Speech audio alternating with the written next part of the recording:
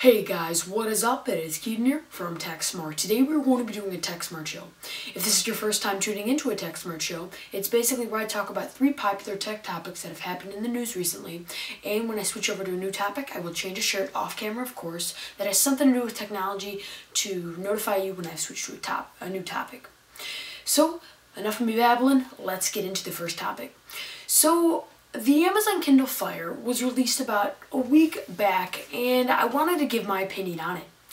There's a competitor also called the Nook tablet, but let's touch a little bit on the Amazon Kindle Fire. The Amazon Kindle Fire has a 7-inch screen. It has an 8GB capacity, and that is the largest it can go. It's a Wi-Fi only model. It has 1 GHz processor and 512 megabytes of RAM.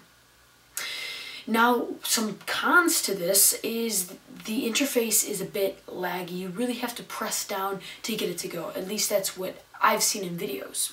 Now, some of the pros are it runs on Amazon service, and that is probably why they gave it 8 GB. They are all about using the cloud, and that's kind of what our technology world has come to today. It's about, dragging a movie down from the cloud, watching it, then deleting it, and then so on and so forth, etc., etc., etc.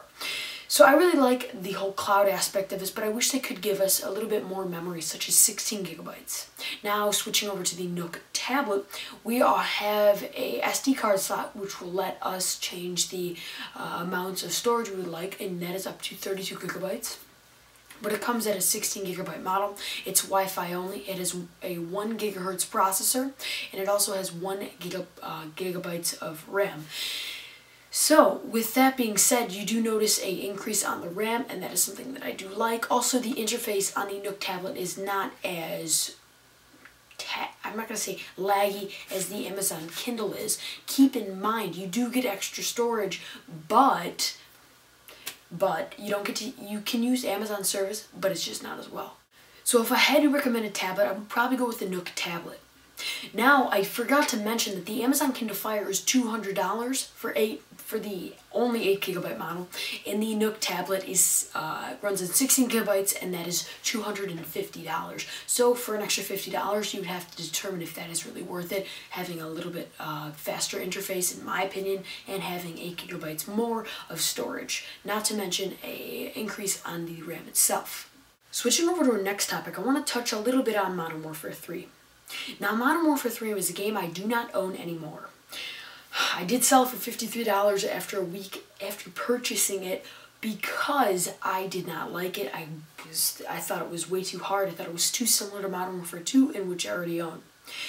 So am I the only one that sold this game already? I don't know. I didn't want to sell it to GameStop because they have a half-off thing, and I did not want $30 for a game that's practically brand new. Or I think that's somewhat like the price. But I really miss my Commando, I really miss One Man Army, and things like that, and I was not the only one.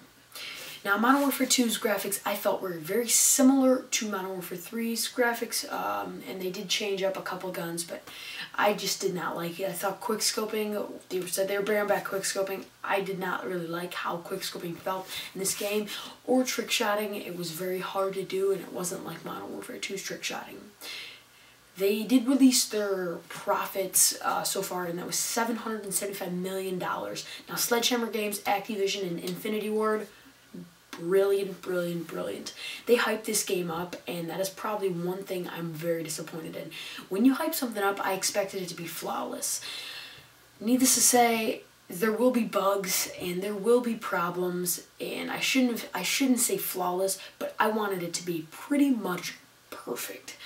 I didn't really get what I wanted there, and therefore I did return the game. So, did any of you guys return the game or sell it to a friend or anything like that? Because I'm pretty happy with what I sold it for. I only took a $7 loss, and I didn't want to wait any longer because it would decrease in value. Coming to our last topic, I would like to discuss Black Friday. So, Black Friday occurs the day after Thanksgiving, which will be tomorrow. And I wanted to talk to you guys about some of the deals that I saw, and a great website for this is called blackfriday2011.com/ads, and I will leave a link in the description below for you guys to check out if you're interested in this. And they have tons of stores where there's deals occurring and things, and you can spot maybe a TV or that tablet you are really liking and want for a good price. Now, the dilemma that I ran into was I would like to get something, but I'm a little shaken up on what to get. I need a new computer, a portable laptop for school and to upload videos while I'm at CES. I would like a Mac because they're very simple to use, clean, at least that's what I see them as, and it's something that I can hook up to my Mac, transfer stuff easy, no dilemmas. If I bring the PC into it, it gets a little harder, trickier, and it's not as simple as a Mac would be. Now, price difference is a huge thing. I have about a $300 to $500 budget. If any of you guys are selling a MacBook Air or any kind of MacBook, I would definitely like to negotiate and hopefully settle a deal with you. You can always contact me in a PM, Twitter, or Skype. All those are on my channel bio if you feel free, if you would like to do that. But what kind of deals are you guys looking at? I mean, I saw some great tablets out for sale. I know Apple's taking like $200 off computers or something. I'm not too sure. But I saw like one that I don't know what one it was at, so don't hold me to this, but I saw like Best Buy took like $3 off like an iPod Touch, and personally, it's great to save money, but that would not make me jump at that deal. $3 off, no.